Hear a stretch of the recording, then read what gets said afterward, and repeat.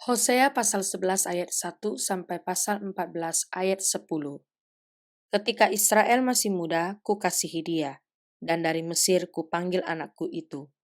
Makin kupanggil mereka, makin pergi mereka itu dari harapanku. Mereka mempersembahkan korban kepada para Baal, dan membakar korban kepada patung-patung. Padahal akulah yang mengajar Efraim berjalan dan mengangkat mereka di tanganku, tetapi mereka tidak mau insaf, bahwa aku menyembuhkan mereka. Aku menarik mereka dengan tali kesetiaan, dengan ikatan kasih. Bagi mereka aku seperti orang yang mengangkat kuk dari tulang rahang mereka. Aku membungkuk kepada mereka untuk memberi mereka makan. Mereka harus kembali ke tanah Mesir, dan Asyur akan menjadi raja mereka, sebab mereka menolak untuk bertobat. Pedang akan mengamuk di kota-kota mereka, akan memusnahkan palang-palang pintu mereka, dan akan memakan mereka di benteng-benteng mereka. Umatku betah dalam membelakangi aku. Mereka memanggil kepada Baal dan berhenti meninggikan namaku. Masakan aku membiarkan engkau, hai Efraim, menyerahkan engkau, hai Israel? Seperti Atma membuat engkau seperti Zeboim? Hatiku berbalik dalam diriku, belas kasihanku bangkit serentak. Aku tidak akan melaksanakan murkaku yang bernyala-nyala itu, tidak akan membinasakan Efraim kembali. Sebab aku ini Allah dan bukan manusia, yang kudus di tengah-tengahmu dan aku tidak datang untuk menghanguskan. Mereka akan mengikuti Tuhan, ia akan mengaum seperti singa. Sungguh, ia akan mengaum. Maka anak-anak akan datang dengan gemetar dari barat, seperti burung dengan gemetar datang dari Mesir, dan seperti merpati dari tanah Asyur. Lalu aku akan menempatkan mereka lagi di rumah-rumah mereka, demikianlah firman Tuhan. Dengan kebohongan aku telah dikepung oleh Efraim, dengan tipu oleh kaum Israel, sedang Yehuda menghilang dari dekat Allah, dari dekat yang Maha Kudus yang setia. Efraim menjaga angin, dan mengejar angin timur sehari suntuk, memperbanyak dusta dan pemusnahan. Mereka mengadakan perjanjian dengan Asyur dan membawa minyak kepada Mesir. Tuhan mempunyai perbantahan dengan Yehuda. Ia akan menghukum Yakub sesuai dengan tingkah lakunya dan akan memberi balasan kepadanya sesuai dengan perbuatan-perbuatannya. Di dalam kandungan ia menipu saudaranya, dan dalam kegagahannya ia bergumul dengan Allah. Ia bergumul dengan malaikat dan menang. Ia menangis dan memohon belas kasihan kepadanya. Di Betel ia bertemu dengan dia, dan di sanalah dia berfirman kepadanya, yakni Tuhan, Allah semesta alam, Tuhan namanya. Engkau ini harus berbalik kepada Allahmu, peliharalah kasih setia dan hukum, dan nantikanlah Allahmu senantiasa, sama seperti Kanaan dengan neraca palsu di tangannya dan suka memeras. Berkatalah Efraim, bukankah aku telah menjadi kaya, telah mendapat harta benda bagiku, tetapi segala hasil jeripayahku tidak mendatangkan kesalahan yang merupakan dosa bagiku. Tetapi aku adalah Tuhan, Allahmu sejak di tanah Mesir. Aku masih mau membuat engkau diam kembali di kemah-kemah seperti di hari-hari pertemuan raya. Aku berbicara kepada para nabi dan banyak kali memberi penglihatan dan memberi perumpamaan dengan perantaraan para nabi. Bila di Gilead ada kejahatan, maka mereka menjadi kesia-siaan belaka. Di Gilgal mereka mempersembahkan lembu-lembu jantan, maka mesbah-mesbah mereka juga menjadi seperti timbunan batu di alur-alur ladang. Yakub melarikan diri ke tanah Aram, dan Israel memperhambakan diri untuk mendapat istri. Ya, untuk mendapat istri ia menjadi gembala. Israel dituntun oleh Tuhan keluar dari Mesir dengan perantaraan seorang nabi. Ya, ia dijaga oleh seorang nabi. Efraim telah menimbulkan sakit hatinya secara pahit. Maka Tuhannya akan membiarkan hutang darahnya menimpa dia dan akan membalas celanya kepadanya. Apabila Efraim berbicara, gemetarlah orang. Ia diangkat-angkat di Israel, tetapi ia bersalah dengan menyembah Baal sehingga matilah ia. Sekarang pun mereka terus berdosa dan membuat baginya patung tuangan dari perak dan berhala-berhala sesuai dengan kecakapan mereka. Semuanya itu buatan tukang-tukang. Persembahkanlah korban kepadanya, kata mereka. Baiklah manusia mencium anak-anak lembu. Sebab itu mereka akan seperti kabut pagi atau seperti embun yang hilang pagi-pagi benar, seperti debu jerami yang diterbangkan badai dari tempat pengirikan, atau seperti asap dari tingkap. Tetapi aku adalah Tuhan, Allahmu sejak di tanah Mesir. Engkau tidak mengenal Allah kecuali aku, dan tidak ada juru selamat selain dari aku. Akulah yang mengenal engkau di padang gurun, di tanah yang gersang. Ketika mereka makan rumput, maka mereka kenyang. Setelah mereka kenyang, maka hati mereka meninggi. Itulah sebabnya mereka melupakan aku. Maka aku menjadi seperti singa bagi mereka, seperti macan tutul, aku mengintip-intip di pinggir jalan. Aku mau mendatangi mereka, seperti beruang yang kehilangan anak. Aku mau mengoyakkan dada mereka. Di sana aku memakan mereka seperti singa. Binatang liar di padang akan merobek mereka. Aku membinasakan engkau, hai Israel. Siapakah yang dapat menolong engkau? Di mana gerangan rajamu, supaya diselamatkannya engkau, dan semua pemukamu, supaya diberinya engkau keadilan. Hai engkau yang berkata, berilah kepadaku seorang raja dan pemuka-pemuka. Aku memberikan engkau seorang raja dalam murkaku, dan mengambilnya dalam gemasku. Kesalahan Efraim dibungkus, dosanya disimpan. Sakit beranak mendahului kelahirannya, tetapi ia adalah seorang anak yang tidak bijaksana, sebab tidak ada pada waktunya ia bergerak. Bila waktunya tiba, ia tidak mau keluar dari kandungan ibu. Akan kubebaskankah mereka dari kuasa dunia orang mati? Akan kutebuskan mereka daripada maut? Di manakah penyakit samparmu, hai maut? Di manakah tenaga pembinasaanmu, hai dunia orang mati? Mataku tertutup bagi belas kasihan. Sekalipun ia tumbuh subur di antara rumput-rumput, maka angin timur, angin Tuhan akan datang bertiup dari padang gurun, mengeringkan sumber-sumbernya dan merusakkan mata-mata airnya. Dirampasnya harta benda, segala barang yang indah-indah. Samaria harus mendapat hukuman, sebab ia memberontak terhadap Allahnya.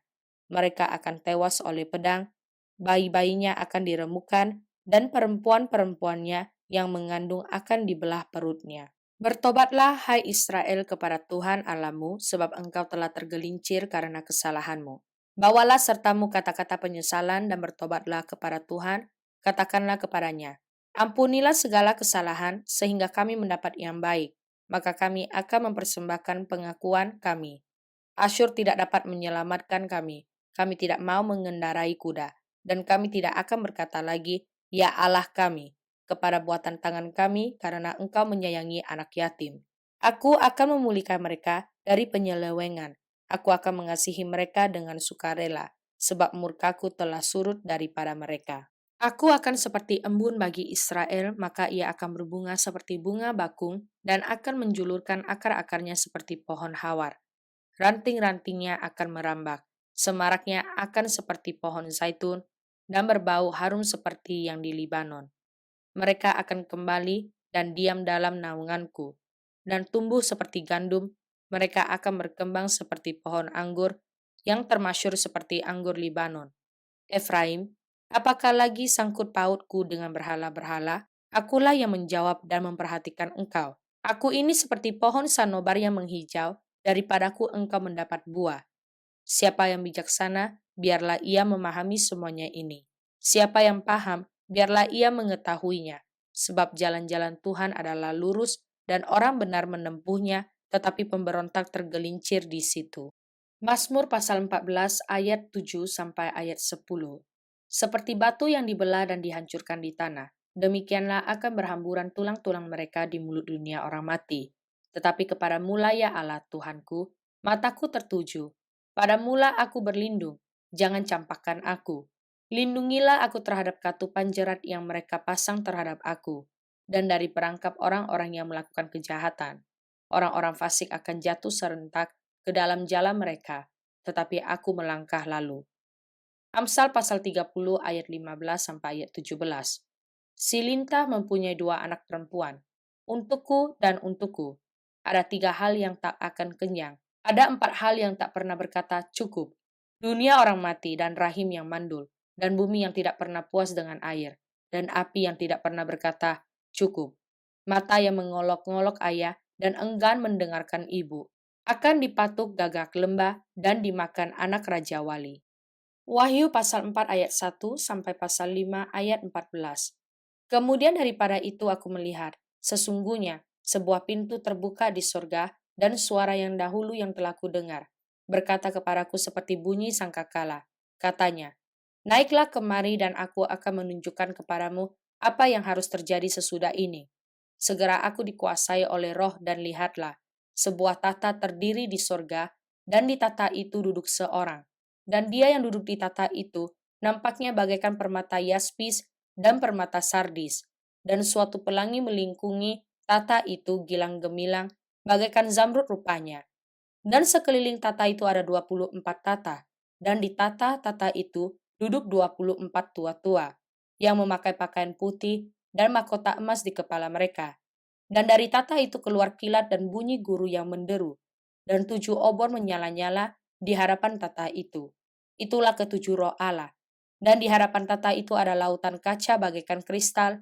Di tengah-tengah tata itu dan di sekelilingnya ada 4 makhluk penuh dengan mata, di sebelah muka dan di sebelah belakang.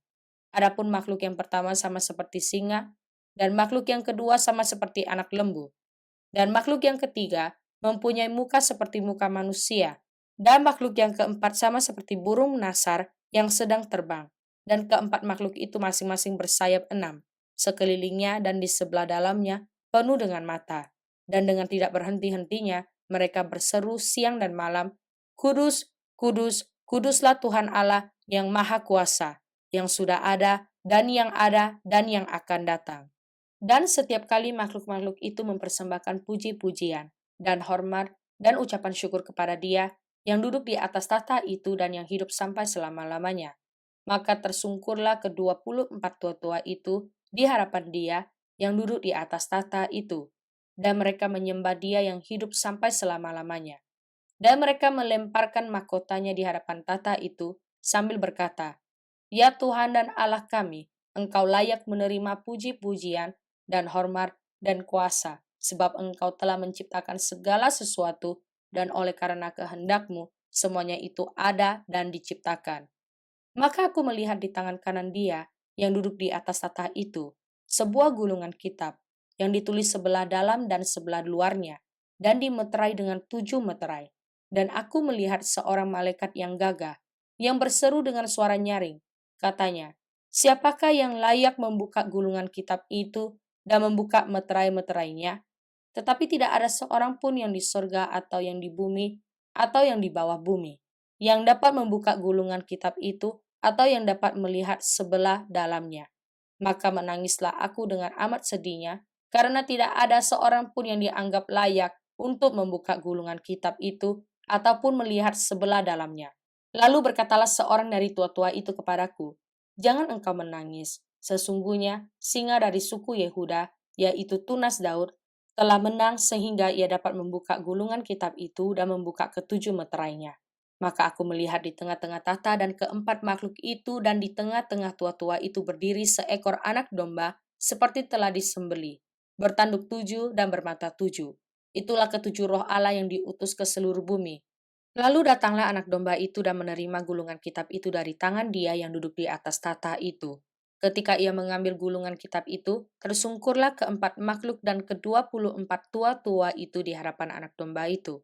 Masing-masing memegang satu kecapi dan satu cawan emas penuh dengan kemenyan.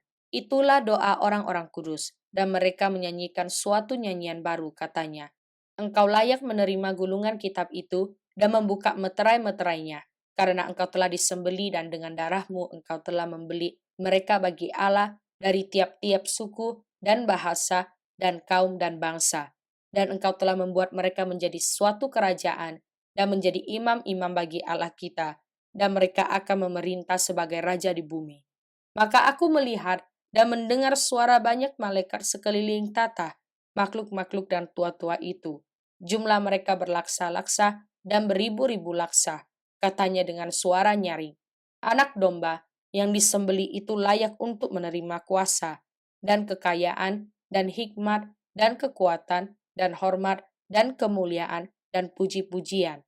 Dan aku mendengar semua makhluk yang di sorga dan yang di bumi dan yang di bawah bumi dan yang di laut dan semua yang ada di dalamnya berkata, "Bagi Dia yang duduk di atas tahta dan bagi anak domba adalah puji-pujian dan hormat dan kemuliaan dan kuasa sampai selama-lamanya."